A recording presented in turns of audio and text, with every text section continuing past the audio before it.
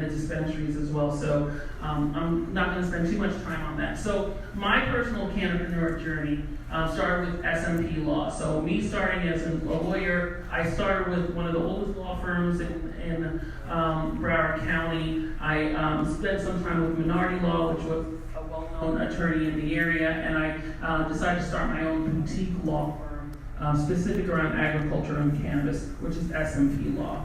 I am the general counsel for Minorities for Medical Marijuana. It's a fantastic, phenomenal organization that has already diversified the industry, and they have about 15 chapter locations across the country. Just launched their first international chapter in Jamaica, and is also the president of that chapter. Green Roads. Green Roads is a CBD company, one of the largest CBD companies in the country, #1 CBD oil rated by High Times, CBDoil.com. Their pet line is also rated #1, and I'm their in-house counsel. So I work with a number of attorneys, I should say, to make sure that that operation is able to run. It went from a quick startup with 2 people to now 70 employees. So you can imagine the growing pains involved in that process. Canna Headhunters, I gave a brief synopsis of my role as founder and president of Canna Headhunters, and we'll go a little deeper later. Green Sustainable Strong is a company that I started based on my passion for cannabis grew to a passion for agricultural overall. I started working with farmers and understanding what their challenges are. So I said, let me consult not just in the cannabis space, but also beyond that in working with farmers throughout the agricultural industry. So that's how Green Sustainable Strong came to be. We're working on a farmers marketplace that will be used internationally. So that's Green Sustainable Strong. EOP Foundation is an organization based out of DC. They've been around for decades and decades, and I'm the in-house counsel for their medical cannabis research and their research institute. So that's another role that I have. I am co-host of Cannabis Life Radio, so you can go on www.cliferadio.com to see, I guess we have this, we're walking into our 4th season of Cannabis Life Radio, a lot of education there. And I'm also just joining the faculty for Cloverleaf University, and I'll be working with Florida Gulf Coast University as well as a faculty member. So a lot of activity, and this all came from, I have it in my hand, this all came from my interest and my passion, my enthusiasm for cannabis. So, I'm doing a lecture series.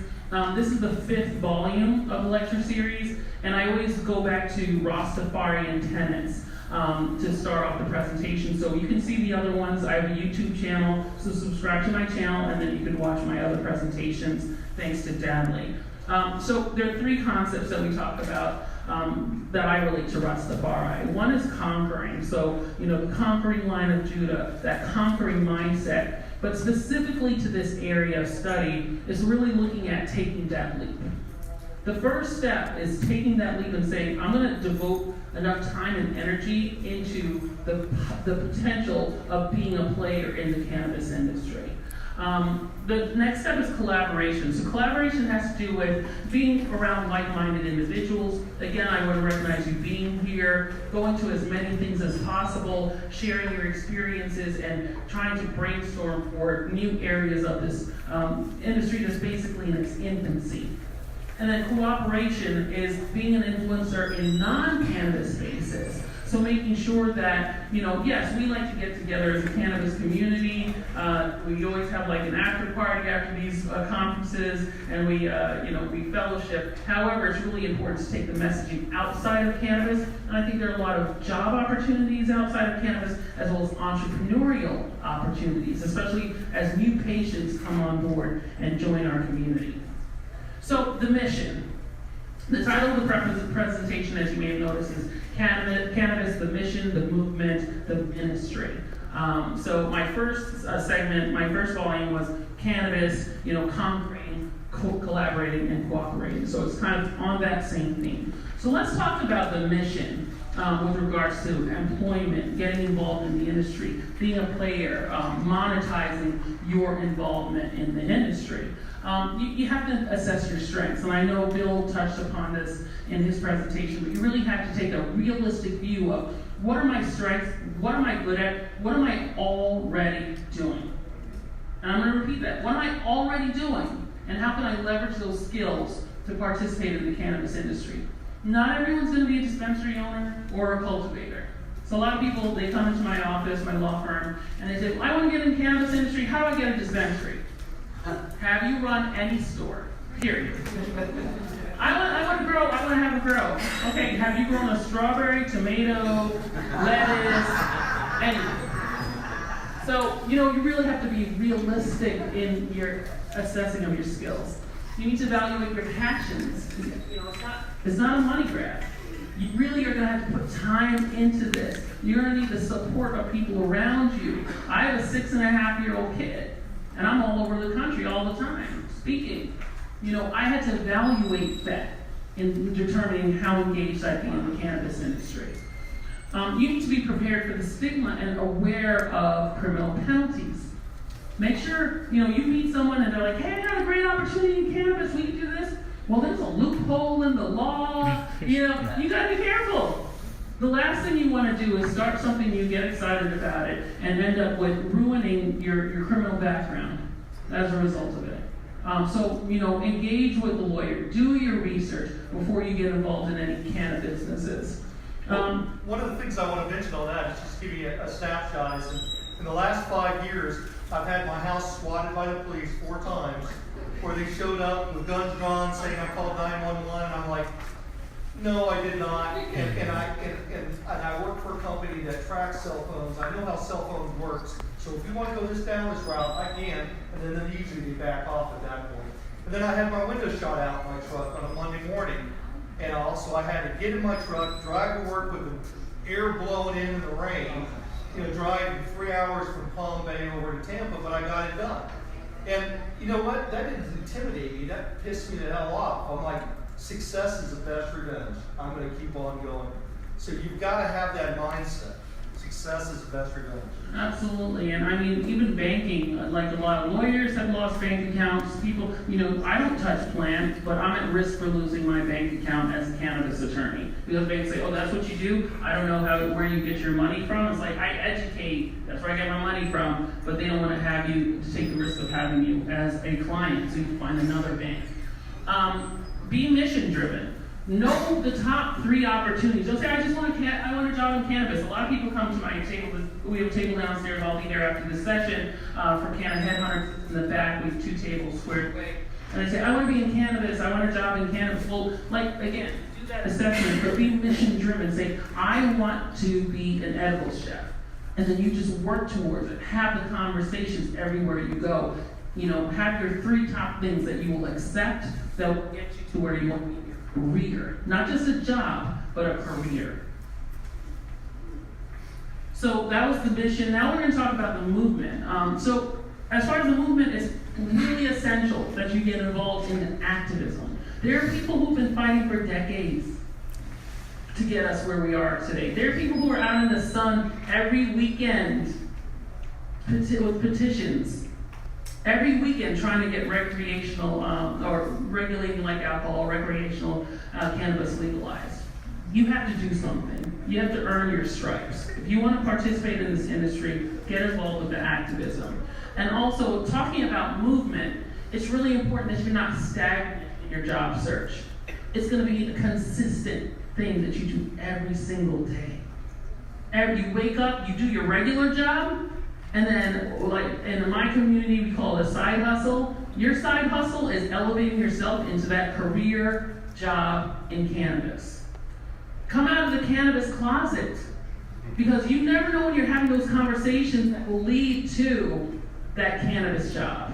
So, I'm on the board for, FIU Law is where I went, FIU Law Alumni Association, and everybody everywhere knows I'm a cannabis attorney. I'm way out of the cannabis closet. so I broke down the door. There are more chips where the door was to my cannabis closet. But, and talking to people, they're like, oh, my cousin actually has a relationship with this person who owns this dispensary. You'd be surprised. In your church or place of worship, wherever you are, if you are committed to this thing, you have to be educating everybody, but also talking about it, because you never know who someone knows. And also consider relocating for the right opportunity. A lot of people who are doing great work here, they are Floridians who went to Colorado to train for 2 years, 3 years, and came back here, and now they're finding the positions. Our Jimmy, you were out in California for a while. Oregon for a while. There's that opportunity to look at where's legalization happening and where can I learn what I specifically want to do to get that job that I really want. And then the ministry piece. So when I think about ministry, I think about, dedication. So you got to be dedicated to your education and your knowledge and your research. I work closely, as I mentioned, I'm in-house counsel for Green Roads. Art Barroso, he's the founder, he's one of my good friends. And Artie is up till like 2 in the morning, researching, learning, evaluating, just understanding where the medicine is going, where's the technology going. I mean, he already has, he's also already a partner in a multi-million-dollar company, but the learning doesn't stop for him. So for those of you who haven't made $1 in the cannabis industry, you're just starting on your educational journey, and you have to be committed to it. Faithfulness, treat it like a religion. Be faithful. Be faithful in trying to find the right opportunity for a career. Focus. Be focused and not distracted. There are going to be people who tell you, no, you can't. They're going to give you the side eye. They're going to think you're an addict. They're going to think you're a weed head. You stay focused because you'll get there. And stay focused because we're on the right side of history as well.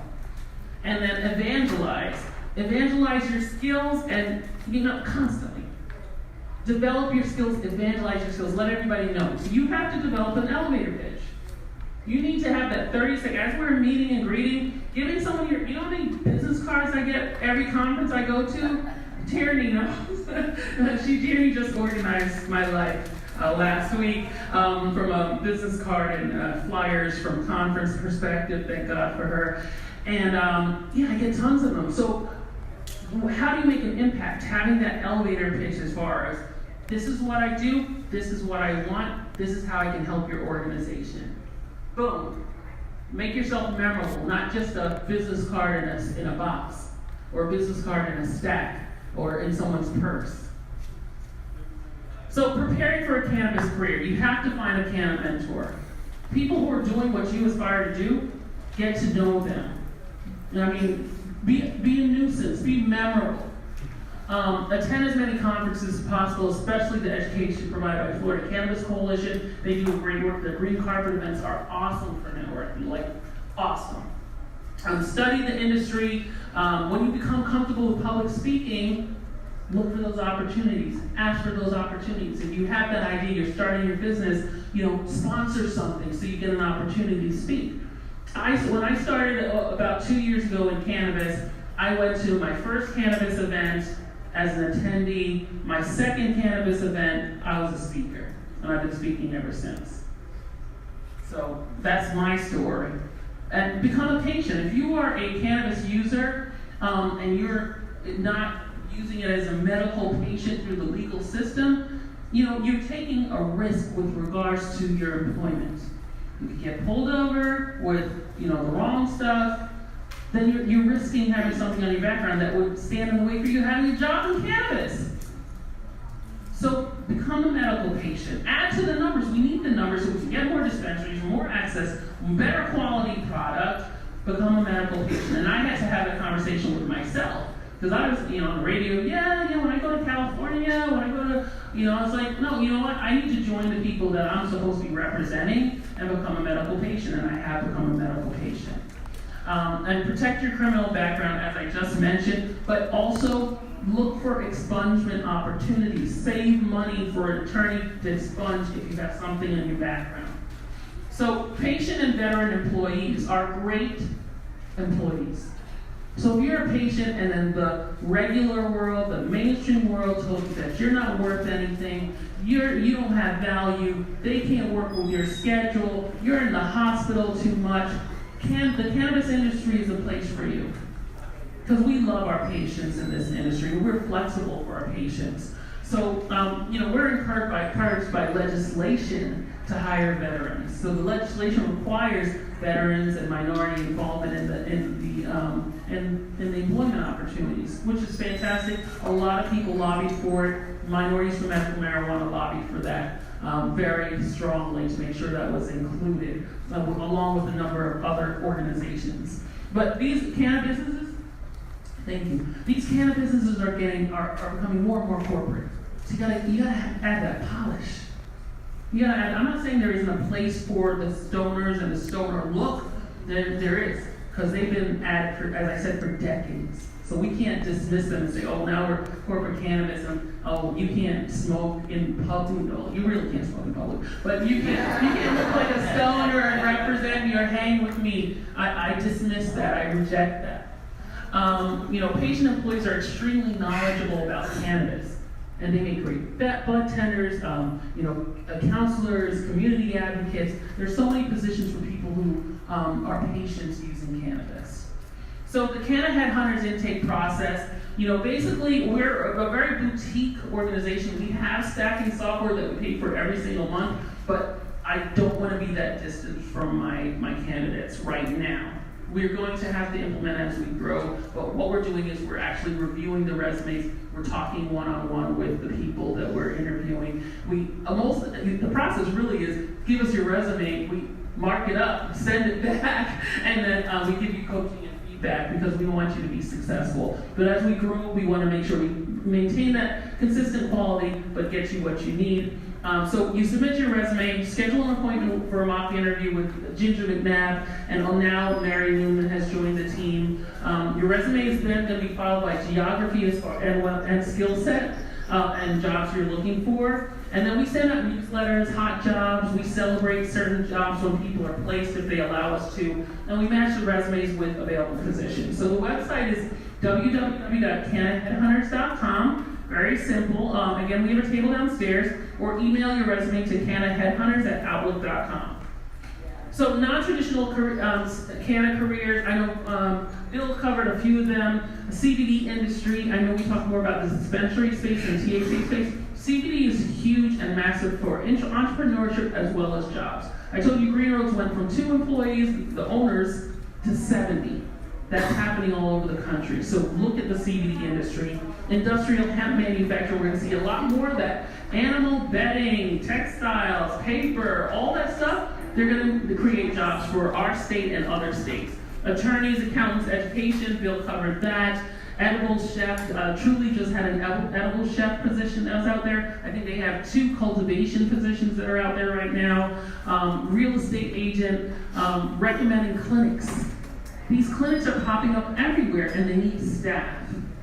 That's another opportunity to get involved, is looking at the clinics, the doctor's offices, and being involved in that part of the process to get patients started. Lobbyists, that's a great role. I told you about some of the lobbying we've done. I want to recognize Nikki Freed, who's running for Commissioner of Agriculture. She's here, and she's a phenomenal lobbyist, and she did a lot of work as far as getting us to where we are legally, and she has a lot of plans for creating jobs in agriculture for our farmers through innovation in the state of Florida. So I just want to recognize her because I have a lot of respect for her. And entrepreneur, of course, is non-traditional. So organizations to get involved in, minorities for medical marijuana I mentioned, NORML, we have the Jamaica NORML, and we have NORML here. I think I got this slide from one of my presentations in Jamaica, but there is a NORML who here, they have a table downstairs. Patients at a Time, they're OGs, they've been around forever, and they've been doing education on cannabis forever. When people were looking at them like, you were crazy nurses talking about cannabis. So they're one of the old organizations that got us here, where we are here today. Indica is a new organization, National Diversity in Cannabis Association, Cannabis Cultural Association, Women Grow, and Minority Cannabis Business Association. Podcast, I talked about my Cannabis Life Radio. I just finished the UTEC conference last week in Jamaica. In the Know 420 is another podcast that I like, enjoy, and listen to. Whom Did You Know? These are segments on different facts about cannabis, which Carrie Carney does. I love her stuff. MJ Biz Conference in Vegas. I know I'll be there, so I hope to see a lot of you out there. That is the biggest cannabis event of the year. It's November like 14th or 18th. You want to save you're going to save for anything besides Florida Cannabis Coalition events, go to MJ Biz in Vegas. We're actually doing a trip out there. Florida Cannabis He always Coalition. has an answer. So, again, join Florida Cannabis Coalition. Make sure you get on their email list because there's a trip out there. So I might actually go with you. I think you should. I know that's going to be a good Wait till one. you see the Airbnb. Are you flying or you're flying, right? Oh, yeah. Good cross country. Yeah, I would. Women Grow, and I have Florida Cannabis Coalition again. So I just want to thank you for your attention. My contact information is here. I'm very accessible. My team, I want my team again to raise their hands. They are accessible. I know a lot of you will have questions. You don't have to just ask me. You can ask the members of my team who are present. And good luck on your journey. Canna Headhunters is right there with you. We're here as a resource, and we're here as a member of your team. Thank you.